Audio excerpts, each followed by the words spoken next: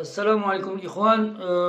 Aujourd'hui, غادي نكملوا هاد la formation ديال SIAP 1 et cette formation elle est dédiée aux NAS qui sont intéressés par la sécurité incendie.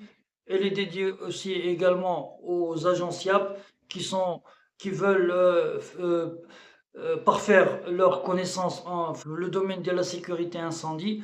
Ce sont des cours qui sont gratuits. On peut y accéder le site Diana, عندنا un lien, vous pouvez regarder les vidéos comme vous voulez, il n'y a pas de problème. Blacks, pour nous, c'est un plaisir de pouvoir vous aider. Donc aujourd'hui, nous allons parler d'un sujet qui est très important dans la sécurité incendie, ou le désenfumage.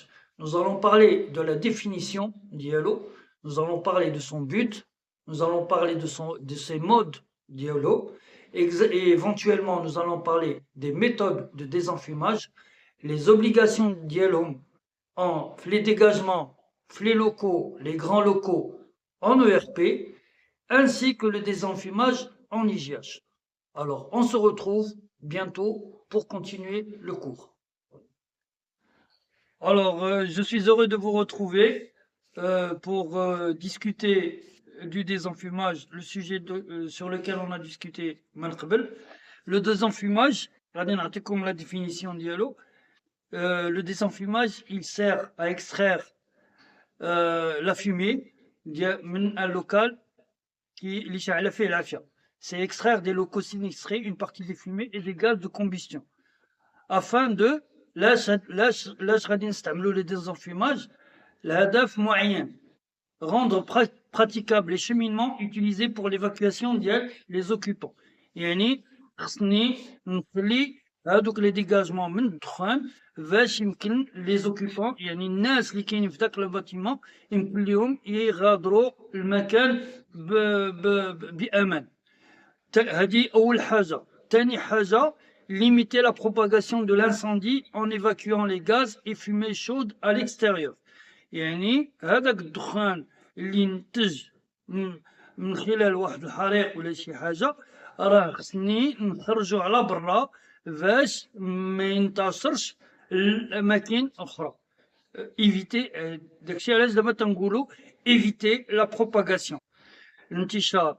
Et le dernier objectif, faciliter l'intervention des secours.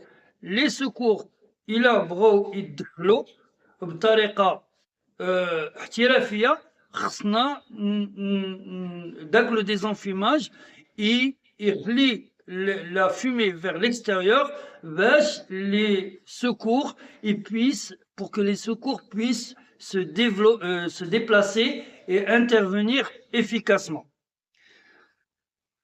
Maintenant, le mode de désenfumage. Les modes de désenfumage, ce sont les suivants. Il y a deux modes de désenfumage. Il y a le mode naturel, يعني بطريقة طبيعية، يعني غادي نحل الشرجم ونحل الباب. وكاين il y a le mode mécanique.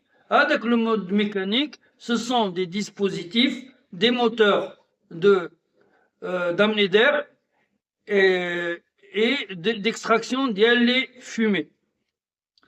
On distingue trois méthodes de désenfumage. Nous avons le balayage, la différence de pression et la combinaison des deux premières méthodes. Donc, nous allons parler des méthodes de désenfumage. On a trois méthodes de désenfumage. Nous avons le balayage, nous avons la différence de pression et nous avons la combinaison des deux premières méthodes. Le balayage consiste, le balayage qui va le balayage, غادي نحل الباب وغادي نحل الشرجم qui sont en face بعضياتهم pour créer un courant d'air.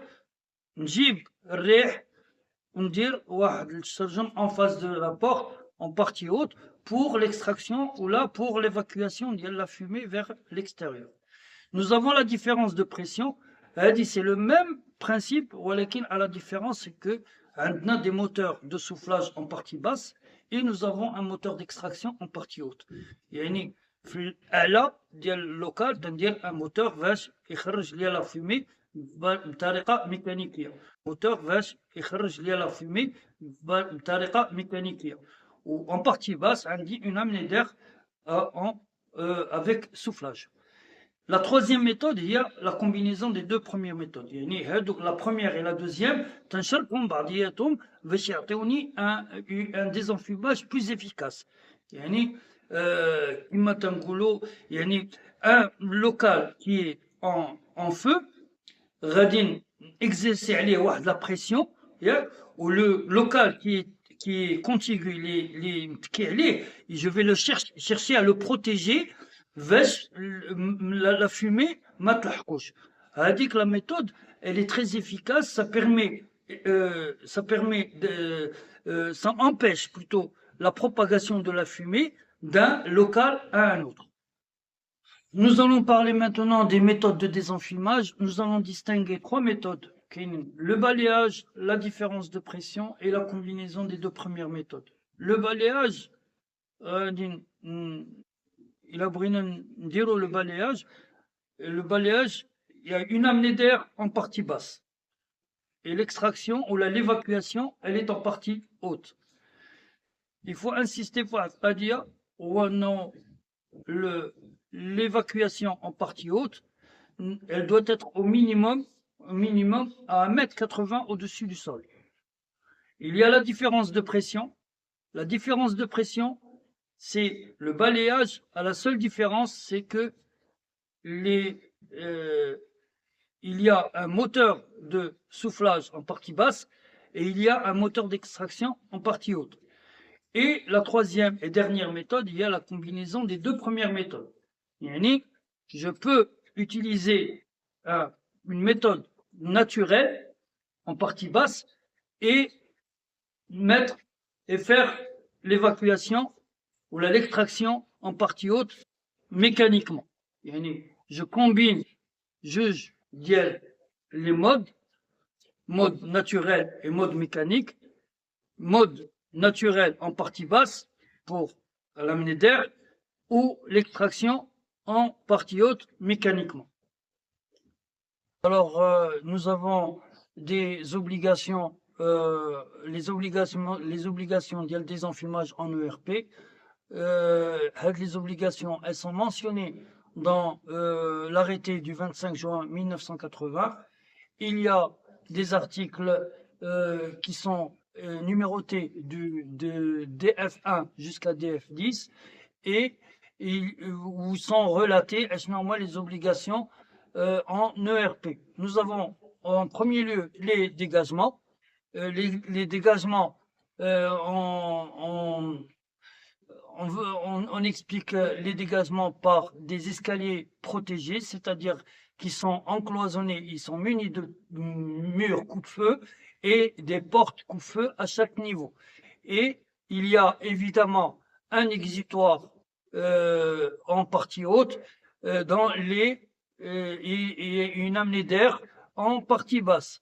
Il y a un déclencheur manuel en partie basse pour ouvrir l'exutoire sur ordre les pompiers pour désenfumer les escaliers. Il y a évidemment aussi des circulations de grande longueur, c'est-à-dire qui mesurent plus de 25 mètres. Donc les circulations, elles doivent être obligatoirement désenfumées. Il y a évidemment les circulations qui desservent les locaux à sommeil. Il y a, quelle que soit leur longueur, il y a les circulations situées en sous-sol, et ce sont des circulations qui sont faites pour l'évacuation, donc obligatoirement, elles sont faites pour l'évacuation, elles sont dédiées au public, donc elles doivent être obligatoirement désenfumées. اليوم ختمنا la première partie des enfumages en ERP. غادي ندوزو la seconde partie اللي غادي نتكلموا فيها على les locaux de plus de 300 mètres carrés et les grands locaux. Et en dernier lieu غادي نذكروا très brièvement à le désenfumage en IGH.